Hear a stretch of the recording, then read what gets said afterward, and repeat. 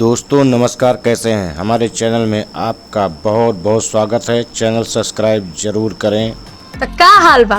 नमस्ते, प्रणाम, हर हर महादेव। हम गोरखपुरिया भौजी गोड़ छू के गोड़ लागत तानी। फिर आ गइल बानी गाड़ फाड़ करे 2-4-10 जनी के। तो रउआ लोग दिल थाम के बैठी, कहीं एक आध नाम आपो लोग के न होखे। तो सबसे पहले तो हम सब करे खातिर ना ई जे बैड घटिया पटिया कमेंट करता, आजकल ये कमेंट के वजह से बहुत लड़की आगे ना जा पावताड़ी। अगर हम कमेंट के परवाह करती तो इतना आगे ना जा पाती।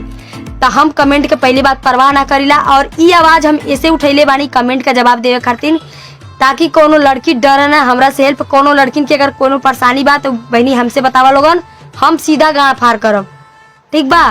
तो बस तुहर लोगन खातिर हम भौजाई तुहार महतारी तुहार एकदम सक्षम एकदम प्रकट बानी हेल्प करे खातिर। आज हम लेके आइल बाटी कमेंट बाटे मनोज कुमार जी कहतन कि 10 किलो मेकअप लेके अब बोलो तारू एतना कहाँ से पैसा आवेला।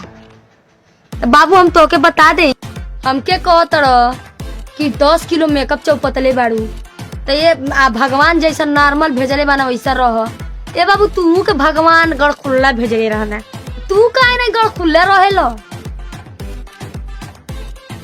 रहे चाहिए ना गढ़खुल्ला, काहे ना रे कोई गढ़खुल्ला, लाज लग जाई।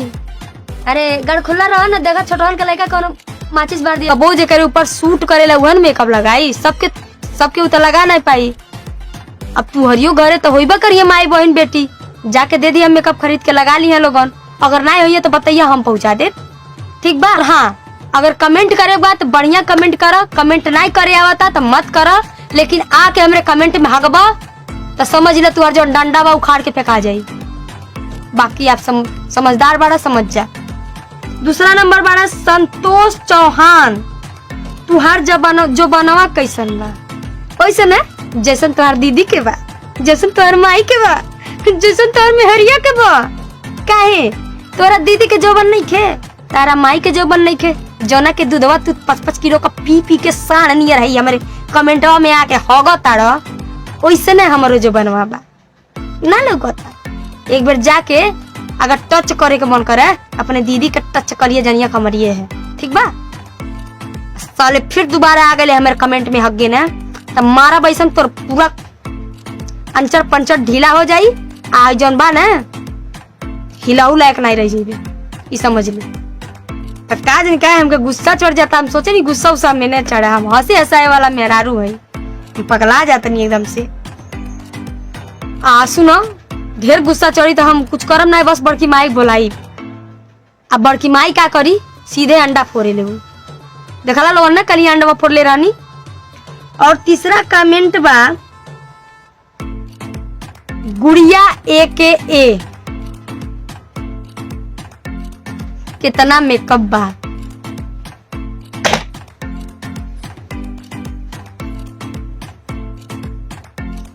कहो 76 कब मेकअप कैले बाड़ू? ये 76 यूट्यूबे पर बहनी है। पहले मुहवा के पेंट पॉलिश करत रहनी, करिया के गोर गोरारे करिया बनावत रहनी। अब बताव, जे दूसरे करिया तावा के पेनी के रगड़ के गोरर को दे, वो अपने देह पर मेकअप ना करी। अब पहली बात तो मेहरारू के नाम पर ते कलंक बाड़े बेच 76। एगो मेहरारू हो, एगो मेहरारू के कहत रहे कि मेकअप कितना बा। कहो बतार काटो, बतार काटो, ए बतार काटी देख, ए बड़की माई आई भतर काटी हमार मेकअप देखतिया रे।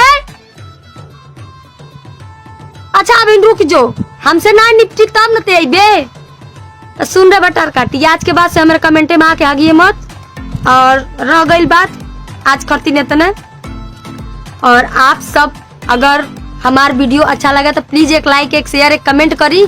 आई चैनलवा ना खाली मनोरंजन खातिर लेके आयल बानी, आप वाला से यही में गाड़ी के जवाब दे देता नहीं, आप लोग समझता नहीं कि भाभी। और हाँ रउआ लोग से बता दी, रोस्ट जे कमेंट करी उनके रोस्ट करब, उनकर इज्जती के तार उनकर गाँव फार करब, ठीक बा। बाय। नमस्ते, प्रणाम, जय हिंद, जय भारत।